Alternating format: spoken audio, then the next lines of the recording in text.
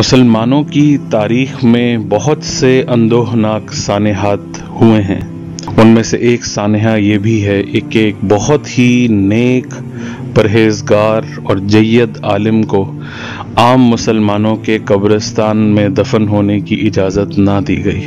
अबू जाफ़र मोहम्मद बिन Jarir बिन Yazid अल Tabari रहिमहुल्लाह ताला 839 में Iran में पैदा हुए। आप बहुत ही बड़े आलिम थे।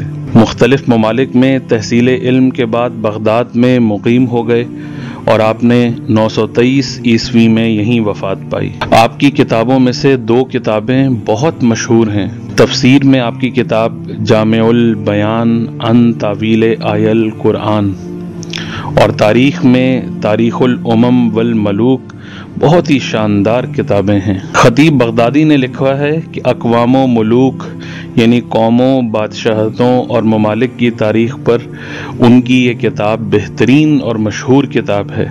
और तफसीर कुरान पर उनकी ये किताब जो दूसरी मौजूद है, इसकी मिसल किताब अभी तक किसी ने नहीं लिखी।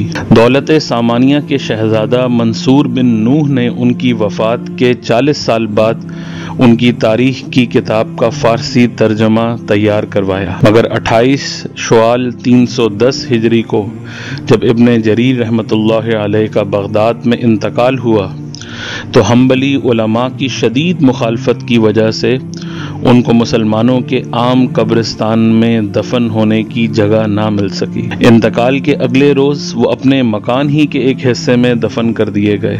इमाम मोहम्मद बिन जरीर तिबरी रहमतुल्लाह अलैह का ये अंजाम क्यों हुआ?